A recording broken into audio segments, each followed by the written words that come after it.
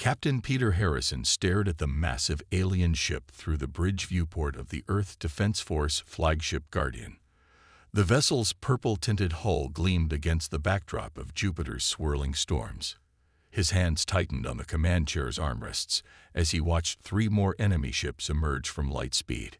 "Status report," he said, keeping his voice steady despite the tension in the room. Lieutenant Amy Rogers looked up from her console. 4 Meridian Empire battleships, sir. Their energy readings are off the charts compared to our vessels. She paused, swallowing hard. They're charging weapons. Harrison nodded, remembering the briefing from just 2 weeks ago, when humanity first learned about the Galactic Council. The aliens had laughed at Earth's military capabilities, calling them primitive. Now the Meridian Empire, one of the Council's most aggressive members, had decided to teach humanity a lesson. "All ships, battle formation Delta," Harrison ordered through the fleet comm. "Remember your training. These aliens might have fancy energy weapons, but they've never faced anything like us before." The 12 Earth ships moved into position, their formation looking chaotic compared to the precise diamond pattern of the alien vessels. Harrison had spent countless hours studying the limited data they had on alien combat tactics. Every species in the Galactic Council relied on energy weapons and shields, fighting at ranges that seemed absurd to human military doctrine. The alien commander's face appeared on the main screen. High Commander Zextal's scaled skin shimmered with an array of colors that Harrison assumed indicated amusement. The translator converted the alien's complex language into English. "Earth vessels, this is your only warning. The Meridian Empire claims this system as its territory. Your primitive fleet is no match for our superior technology. Surrender now, and we will be merciful." Harrison smiled. "This is Captain Peter Harrison of the Earth Defense Force. With all due respect, Commander, this is our solar system. We've called it home for thousands of years. We won't be surrendering today." Zextal's scales shifted to a deep red. "Then you choose extinction." The transmission cut off. "All ships, execute battle plan Cobra," Harrison commanded. "Launch missile salvos on my mark." The alien ships moved forward, their energy weapons charging with a visible purple glow. They maintained their perfect formation, exactly as the intelligence reports had predicted. Like most Galactic Council species, they fought like it was a dance, following patterns passed down through generations. "They're entering optimal range for their main weapons," Amy reported, her fingers flying over her console. "Their shields are at maximum power." Harrison waited 3 more seconds. "Launch missiles, full spread. All ships break formation on your designated vectors." Space lit up as hundreds of missiles streaked toward the alien formation. The Meridian ship's point defense systems activated, purple energy beams swatting missiles from space. But there were too many targets. Nuclear detonations in 3, 2, 1. The space around the alien ships erupted in a series of massive explosions. The EMPs from the nuclear weapons crashed against their shields, causing them to flicker and distort. Just as Harrison had hoped, their sophisticated energy systems were vulnerable to the brute force of humanity's primitive weapons. All ships close to kinetic range. Fire mass drivers as soon as you have a clear shot. The Earth fleet moved like a swarm of angry hornets, approaching from multiple angles. The alien ships struggled to track the smaller, more maneuverable human vessels. Their perfect formation broke apart as they tried to engage threats from multiple directions. "Sir, their shield strength is down by 40%, Amy called out. "The radiation from our nukes is playing havoc with their power systems." Harrison watched as his fleet executed the plan perfectly. The Guardian's mass driver spoke, launching a tungsten rod at a fraction of light speed toward the nearest alien vessel. The projectile slammed through the weakened shields and punched clean through the ship's hull. "Direct hit on enemy vessel 1, Amy reported, excitement creeping into her voice. "Their power systems are failing." The space battle devolved into chaos, exactly as Harrison had planned. Human ships darted between the larger alien vessels, launching missiles and firing mass drivers at point-blank range. The Meridian ship's energy weapons were devastating but designed for long-range combat. They couldn't track the Earth ships effectively at close range. "Sir, enemy Vessel 1 is breaking up. 2 more showing critical damage to their shield generators." Harrison opened a channel to the alien flagship. "High Commander Zextal, perhaps we should discuss your surrender terms." The alien commander's face appeared, his scales now a pale blue. "Impossible. Your weapons are primitive. Your ships are inferior."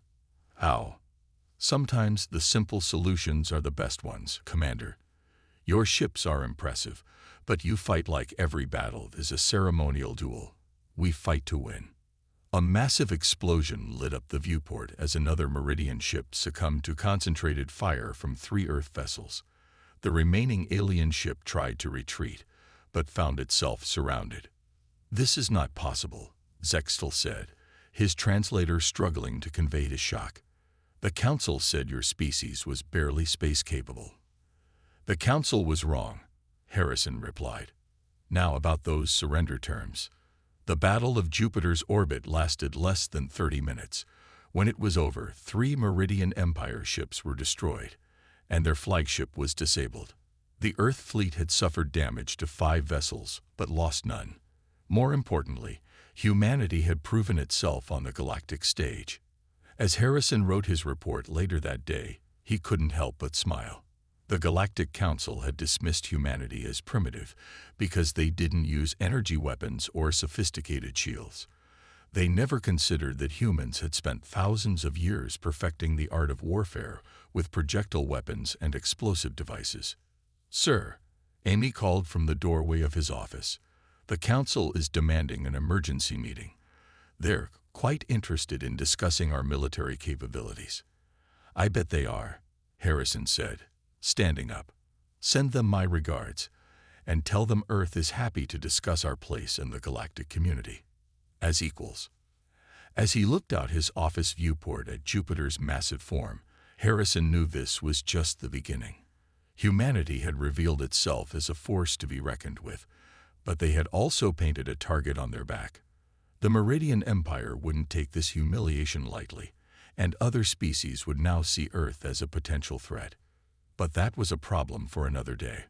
Right now, humanity had earned its place among the stars, not through diplomacy or trade, but in the way they knew best, by proving themselves in combat. The Galactic Council would never look at primitive human weapons the same way again. High Commander Zextal sat in his cell aboard the Guardian, watching the human crew work with efficient precision to repair battle damage. His scales shifted through various colors as he considered how badly he had underestimated these humans. The Council would need to completely revise its military doctrine after this defeat. Somehow, he suspected this wouldn't be the last time humanity surprised the galaxy. Commander Jennifer Walsh walked through the quiet halls of Luna Base, her footsteps echoing off the metal walls.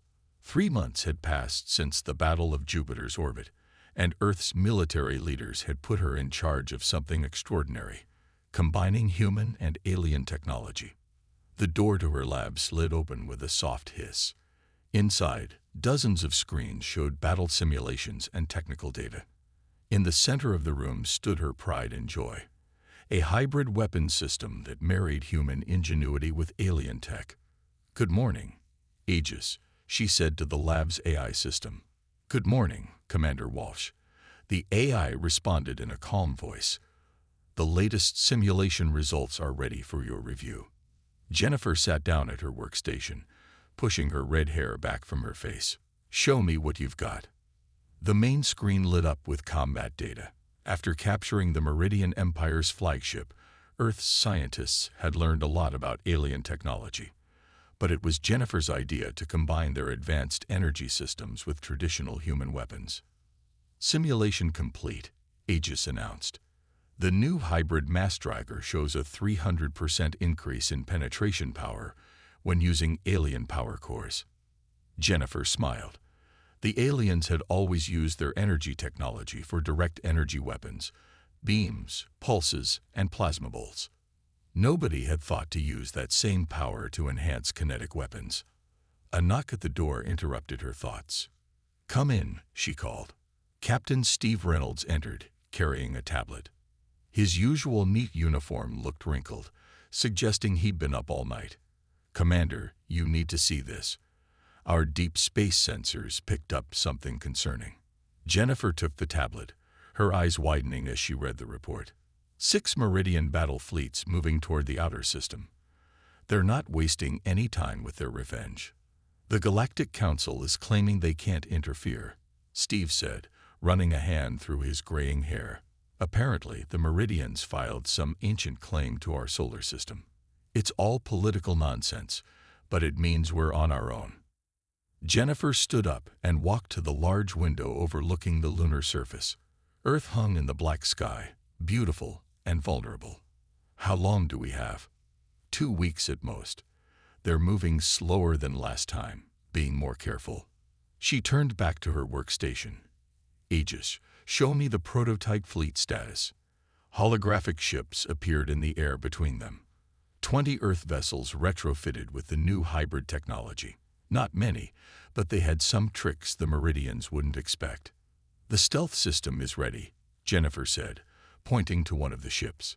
"We adapted their own sensor technology to create a cloaking device they won't be able to detect.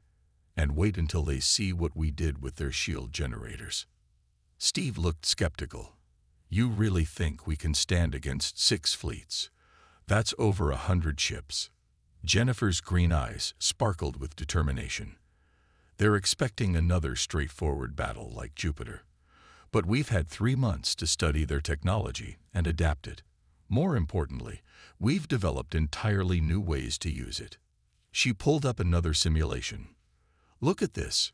We've created drone swarms using miniaturized versions of their own energy cores.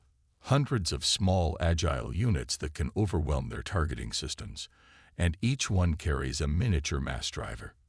"Commander Walsh," Aegis interrupted, "Admiral Clark requests your presence in the war room. The Defense Council is meeting." Jennifer nodded. "Tell them I'm on my way." She turned to Steve. "Care to join me? You should see their faces when I explain how we're going to win this." The war room was packed with Earth's top military leaders when they arrived. Admiral Clark, a tall man with dark skin and commanding presence, stood at the head of the table. "Commander Walsh," he said, "please tell me you have something that can help us against this invasion force." Jennifer connected her tablet to the room's display system. "Better than that, sir. I have a whole new way of fighting." She brought up the combat doctrine she'd developed. "The Meridians, like all Galactic Council races, treat space combat like a classical naval battle. We're going to show them what happens when you fight a guerrilla war in 3 dimensions." For the next hour, she explained her plan. The hybrid ships would split into small groups, using the new stealth technology to hide among the outer system's asteroids. When the Meridian fleet arrived, they wouldn't face an organized battle line, but an invisible enemy that could strike from any direction. "The drone swarms are our secret weapon," she explained, showing footage from the latest tests. "Each carrier can launch hundreds of them. They're too small for the Meridian weapons to target effectively, but each one packs enough punch to damage their shields." Admiral Clark leaned forward, studying the data. "You've essentially created space wolves to hunt their space elephants." "Exactly, sir. They rely on big ships with powerful weapons. We'll bleed them with 1,000 small cuts until their formations break down. Then our capital ships can pick them off one by one." As the meeting continued, Jennifer felt a surge of pride. Humanity had taken alien technology, and in just 3 months, completely reimagined how to use it. The Meridians thought they were coming to punish an upstart species. Instead, they would face an enemy that had learned from them and evolved. Back in her lab that evening, Jennifer made final adjustments to the drone control systems. Aegis run one more simulation of the swarm attack pattern. The AI complied, and holographic drones filled the air, dancing through complex evasion patterns while coordinating their attacks. It was beautiful in a deadly way. Steve appeared at her door again. "The first wave of ships is ready for the drone launchers to be installed. Engineering teams are working round the clock." Jennifer nodded, not looking up from her work. Good. Have them focus on the stealth systems next. Those need to be perfect. She paused, considering something. You know what the Meridian's biggest mistake was? What's that? They thought having better technology meant they were superior. They never considered that technology is just a tool. It's how you use it that matters. She stood up, stretching tired muscles. Humanity has spent its entire history adapting, improvising, and overcoming. We took their energy weapons and made them better. We took their sensors and turned them into cloaking devices. We took their power systems and created swarm weapons they've never seen before. And in 2 weeks, they'll learn all about it, Steve said with a grim smile. Jennifer looked at the Earth hanging in the black sky outside her window. In 2 weeks, the largest space battle in human history would begin. But this time, humanity wasn't just ready. They were ahead of the game. Aegis, she said, start final combat preparations. It's time to show the galaxy why you should never underestimate human innovation. As the AI acknowledged her command, Jennifer allowed herself a small smile. The Meridians were coming with their grand fleet and their ancient tactics. They would learn the hard way that humanity had turned their own technology against them, creating a whole new kind of space warfare. The next 2 weeks would change everything. The galaxy was about to learn that humans weren't just good at fighting. They were good at revolutionizing how war itself was fought. Lieutenant Daniel Carter gripped his command chair as the EDF Hyperion slipped silently through space. The ship's new stealth system, developed by Commander Walsh's team, made them invisible to Meridian sensors. Around them, 11 other Earth ships moved into position, hidden among the asteroids of the outer solar system. Status report, he whispered, though he knew the Meridians couldn't hear them. Enemy fleet holding position near Neptune's orbit, replied Linda Brown, his sensor officer. Her dark hands moved smoothly over the holographic controls. They're still searching for us with traditional scan patterns. They haven't spotted any of our ships yet. Daniel nodded. At 28, he was young for a ship commander, but he had proven himself during simulator runs with the new hybrid technology. Now it was time to prove it in real combat. Drone swarms ready for launch, Weapons Officer Keith Martinez reported. All 150 units showing green status. The massive Meridian fleet filled their tactical display. Over 100 ships arranged in their usual precise formations. They had come prepared for a traditional space battle. Instead, they were about to face something entirely new. Daniel's comm unit chirped softly. All ships report ready, Linda said. Awaiting your signal. He took a deep breath. Send the code phrase to all ships. The Hornets are angry. Across the battlefield, 12 Earth ships simultaneously launched their drone swarms. Nearly 2,000 small, agile craft poured out into space, each one barely larger than a car, but armed with hybrid mass drivers and minimal shielding. The Meridian fleet's reaction was immediate but confused. Their formation shifted, energy weapons charging as they tried to target the incoming swarm. But the drones were too small and too fast, their flight patterns randomized by advanced AI. First hits confirmed, Keith called out. Drone impacts achieving shield penetration on multiple targets. Daniel watched as the swarms of drones dove and weaved through the Meridian formation. Each tiny craft could only do minimal damage. But there were thousands of them, all attacking from different angles. The Meridian ship's energy weapons, designed to hit capital ships at long range, struggled to track the small, fast-moving targets. Sir, Linda's voice was urgent, getting a strange reading from one of the Meridian command ships. They're transmitting something on a heavily encrypted channel. Can you crack it? Already done, sir. Commander Walsh's cyber warfare suite is as good as she promised. Linda's eyes widened as she read the decrypted message. Sir, you need to see this. Daniel moved to her station, reading the message quickly. His face hardened. Send this to Earth Command immediately. The Galactic Council needs to see this too. The message revealed the truth. The Meridian Empire's attack wasn't about claiming territory. They had discovered rich deposits of rare elements in Earth's asteroid belt, elements they needed for their energy weapons. Their claim to the solar system was based on falsified documents, approved by corrupt members of the Galactic Council. "Sir, enemy fleet is adjusting formation," Keith reported. "They're trying to create a defensive sphere against the drones." Daniel smiled. "Just as Commander Walsh predicted. Signal the fleet. Execute attack pattern Delta." The 12 Earth ships decloaked simultaneously, appearing at key points around the Meridian fleet. Their hybrid mass drivers powered up, enhanced by alien energy technology to hit harder than anything humanity had previously fielded. "All ships, open fire," Daniel ordered. Space lit up with energy trails as magnetically accelerated projectiles tore into the Meridian ships. Their shields, already weakened by thousands of drone strikes, couldn't handle the concentrated fire from multiple directions. 3 enemy ships confirmed destroyed, Keith reported. 5 more showing critical damage. Their formation is breaking up.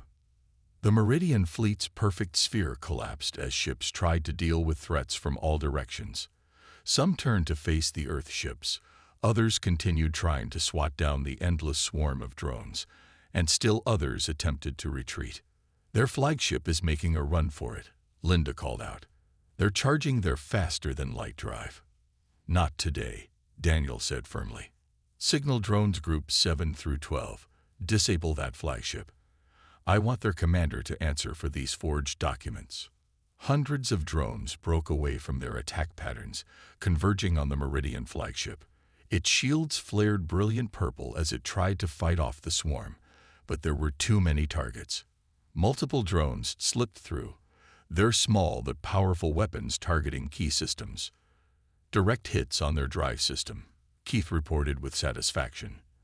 "They're not going anywhere." The battle continued for another hour, but the outcome was already decided. The Meridian fleet, for all its size and power, had no answer for humanity's new way of warfare. By the time the last drone returned to its carrier ship, 30 Meridian vessels had been destroyed, and 40 more were too damaged to fight. The remainder surrendered. Daniel stood on his bridge, watching as Earth shuttles carried teams to secure the Meridian flagship. The encrypted messages they'd intercepted would expose corruption in the Galactic Council and prove that the Meridian Empire had no legitimate claim to Earth's territory. "Sir," Linda called out, "incoming transmission from Earth Command. Commander Walsh wants to speak with you." Jennifer Walsh's face appeared on his screen, looking tired but satisfied. "Excellent work, Lieutenant Carter. Your tactical execution was perfect." "Thank you, Commander. Your drone swarms worked exactly as designed. The Meridians never knew what hit them." "Better than that," she replied. "The Galactic Council is in an uproar over the evidence you uncovered. 3 council members have already been arrested for accepting bribes from the Meridian Empire. This victory isn't just military, it's diplomatic." Daniel looked out at the debris field that had once been the pride of the Meridian fleet. "What happens now?" "Now," Jennifer said with a smile, "we show the galaxy that humanity isn't just good at defending ourselves. We're also good at making sure justice is served. The Council has requested Earth's help in reforming their military oversight committees." As the transmission ended, Daniel turned to his crew. "Send word to all ships. Well done, everyone. Today we didn't just win a battle. We changed how the galaxy looks at warfare and at humanity." Linda spoke up from her station. "Sir, the Meridian commander is asking to speak with whoever commanded this battle. He says," she paused, chuckling, "he says he wants to learn how humans think about warfare." Daniel smiled. The galaxy was changing, and humanity had proven itself to be not just a capable defender, but a force for positive change. The age of corrupt empires bullying smaller species was coming to an end. "Tell him I'll be happy to explain," Daniel said. "Right after he explains to the Galactic Council why his empire tried to steal an inhabited solar system." As he looked out at the stars, Daniel knew this battle would be remembered as a turning point. Humanity had arrived on the galactic stage, and they had brought with them not just new ways of fighting, but new ways of thinking about warfare itself. The galaxy would never be the same. Admiral Susan Martinez stood at the center of the fleet command room on Mars Base 1, studying the massive holographic display of 3 star systems. Colored dots represented Earth ships in blue and their new allies in green, the Centauri Republic and the Arcturus Federation, 2 species who had broken away from Meridian control after Earth exposed the Empire's corruption. Status update. She called out to her command staff. Meridian forces are falling back in all 3 systems, reported Captain Jack Nelson, his fingers moving across his display. Their defensive lines are breaking. They didn't expect us to be able to coordinate attacks across such a wide area. Susan smiled. The Meridian Empire had seriously underestimated humanity's ability to adapt and improve. In the 6 months since Lieutenant Carter's victory in the solar system, Earth's military had grown stronger and smarter. "Show me the drone swarm positions," she ordered. The hologram shifted, revealing clouds of tiny blue dots surrounding major enemy positions. Commander Walsh's drone technology had been improved and mass-produced. Now each human ship carried twice as many drones, and they were even more deadly. "Ma'am," called out Communications Officer Kelly White. "Incoming transmission from the Centauri flagship. Admiral Zirak wishes to speak with you." The alien admiral's image appeared on a nearby screen. The Centauri looked like tall, elegant humans with silver skin and large eyes. "Admiral Martinez, your tactics continue to amaze us. We've never seen such effective coordination between multiple fleets." "Thank you, Admiral," Susan replied. "How are your crews adapting to our hybrid weapon systems?" "Exceptionally well. The combination of our energy technology with your kinetic weapons is devastating. The Meridian ships don't know how to defend against both at once." A warning light flashed on Jack's console. "Admiral, large energy spike detected in the Proxima system. The Meridians are deploying something new." Susan turned back to the main display. A massive ship was emerging from faster-than-light travel near Proxima Centauri. It was easily 3 times the size of anything they'd seen before. "Analysis," she demanded. "It's some kind of super dreadnought," Jack reported, his voice tense. "Energy readings are off the charts. They've modified their standard weapons design. Looks like they're trying to copy our hybrid technology." Susan's mind raced. The Meridians were learning, adapting to human tactics. This would be a real test of everything they developed. "Send in the Whisper teams," she ordered. 4 squadrons of Earth's newest ships dropped their stealth fields around the massive Meridian vessel. These ships, barely larger than old Earth destroyers, were built for one purpose: to get close and hit hard. "Whisper teams reporting ready," Kelly announced. "All ships have target lock." "Execute attack pattern Omega," Susan commanded. "Show them what Earth's best can do." The battle that followed was unlike anything the galaxy had seen before. The Whisper teams darted around the super dreadnought like angry wasps, their hybrid weapons punching through its shields at point-blank range. Swarms of drones followed, exploiting every weakness the larger ships created. "Enemy vessel is attempting to target our ships," Jack reported. "But our stealth systems are still giving us the edge. They can't get a solid lock." The super dreadnought's massive weapons blazed, filling space with energy beams and plasma bolts. But the human ships were too quick and too hard to detect. It was like watching a giant trying to swat mosquitoes with a tree trunk. "Ma'am," Kelly's voice was excited. "The Arcturus fleet is requesting permission to join the attack. They say they've modified their ships based on our designs." Susan nodded. "Grant permission. Let's show the Meridians what a true allied force can do." The Arcturus ships joined the battle, their vessels now equipped with hybrid weapons and simplified versions of Earth's stealth technology. The super dreadnought found itself under attack from all directions, its defenses unable to cope with so many different types of weapons and tactics. "Enemy ship's primary shield generator is failing," Jack announced. "Multiple hull breaches detected." Susan keyed her comm to all Allied ships. Focus fire on their main power core. Let's end this.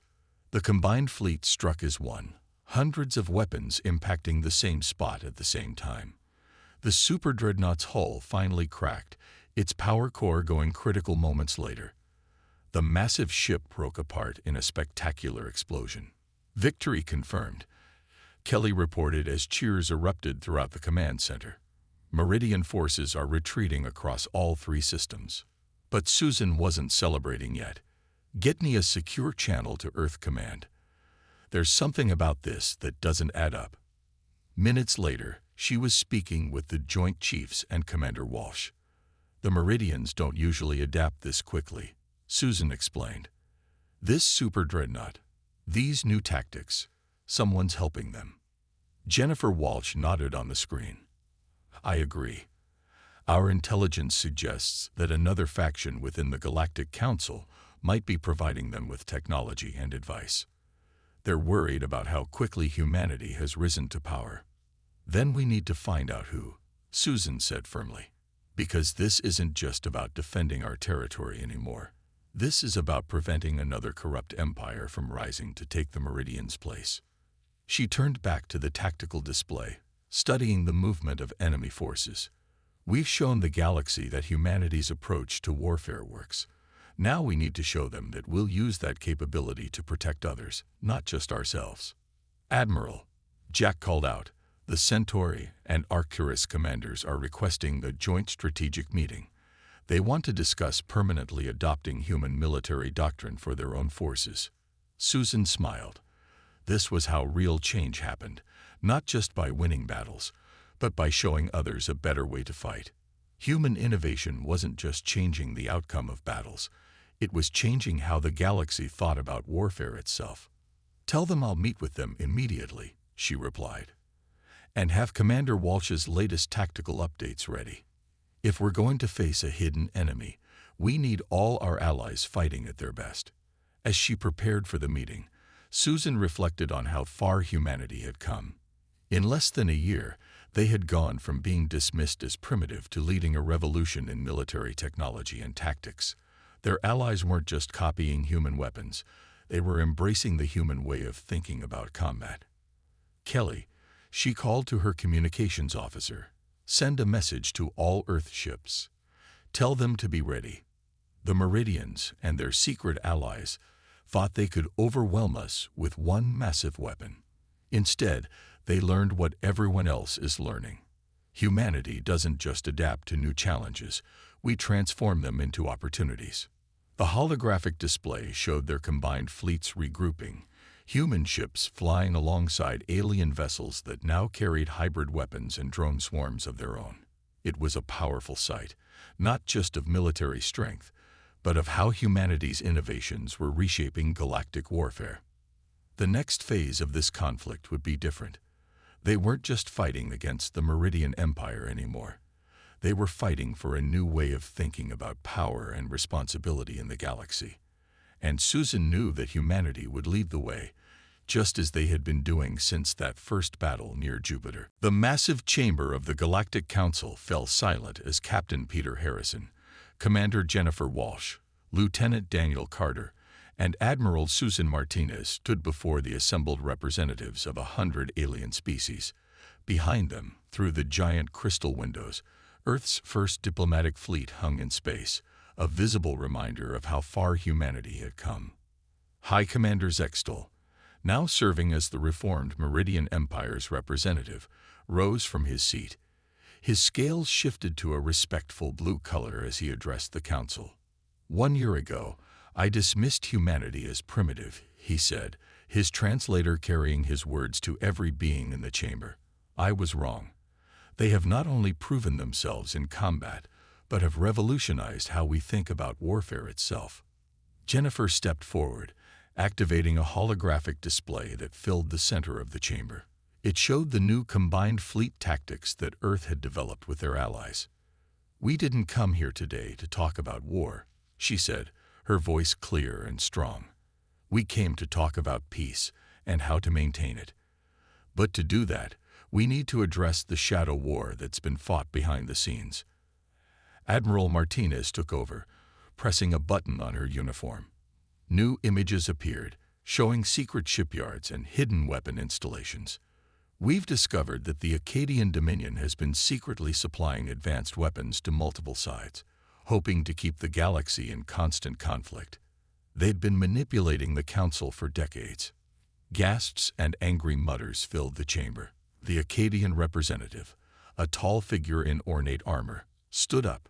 "These are baseless accusations. Where is your proof?" Lieutenant Carter smiled and held up a data crystal. "Right here. The same stealth technology that let us defeat the Meridian fleet also let us gather intelligence.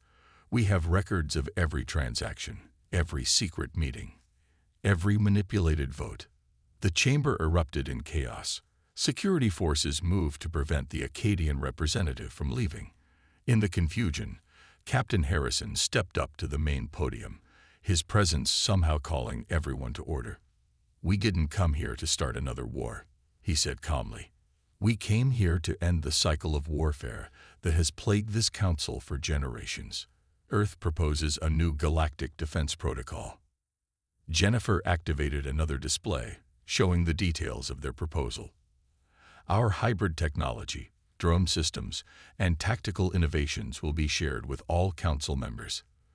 But more importantly, we'll establish a joint defense force that answers to the full council, not to any one empire or alliance." "This is unprecedented," a council elder said, their crystalline form shimmering with interest. "No species has ever voluntarily shared such advanced military technology." "Because that's not how humans think," Admiral Martinez explained. "We don't seek to dominate through superior weapons. We believe that true security comes from cooperation and shared responsibility." The chamber grew quiet as the implications sank in. Earth wasn't just offering to share technology. They were proposing a complete reformation of how the galaxy handled military power. Suddenly, alarms blared throughout the station. Multiple ships dropping out of faster-than-light travel, a security officer announced. "It's an Acadian battle fleet." Admiral Martinez quickly contacted her ships. "All Earth vessels, battle stations. Protect the Council station." But High Commander Zextal raised his hand. "No. Let us show that your lessons have been learned." He turned to the other Council members. "I move that we activate the Combined Defense Fleet. Let us face this threat together, using human tactics and our united strength." The vote was unanimous.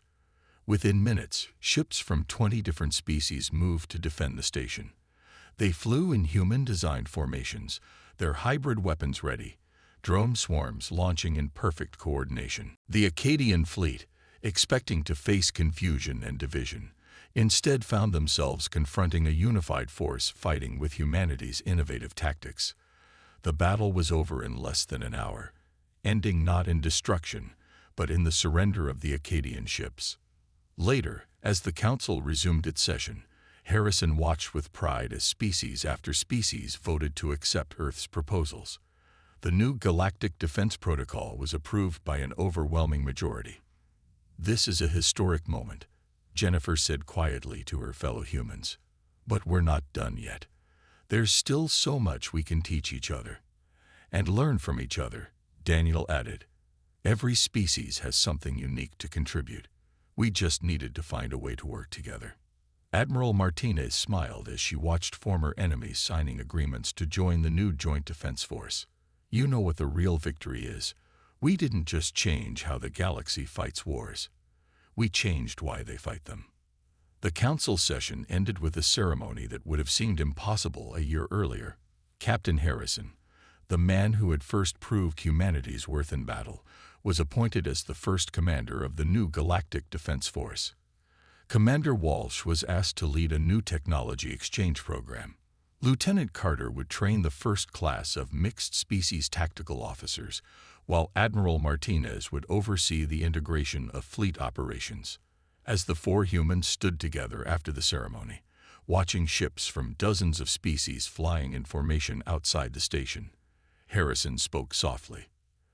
"When I faced Zextal's fleet near Jupiter, I never imagined it would lead to this," he said. Jennifer nodded. We showed them something they'd never seen before. Not just new weapons or tactics, but a new way of thinking. Humans don't just adapt to challenges. We transform them into opportunities. And now the whole galaxy will benefit from that approach, Daniel added. Admiral Martinez watched as a group of alien officers approached them, eager to learn more about human combat doctrine. You know what the best part is? This is just the beginning. Imagine what we'll achieve now that we're all working together. As the humans began sharing their knowledge with their new allies, Earth's first diplomatic fleet continued its patrol of Council space. The ships flew in formation with vessels from former enemy nations, all of them now united in a common cause. Their hybrid weapons were still ready, their drone swarms still alert, but now they served a greater purpose, not just defending humanity, but protecting the peace of an entire galaxy. The Galactic Council had learned what Captain Harrison had discovered in that first battle. Humanity wasn't just good at fighting wars. They were good at finding better ways to prevent them. And in doing so, they had earned something far more valuable than military victory. They had earned their place as leaders in a more united, more secure galaxy. As night fell on the Council station, the combined fleet flew past the windows one last time. Human ingenuity had changed the face of warfare, but in the end, it had achieved something even more remarkable. It had helped forge a path to lasting peace.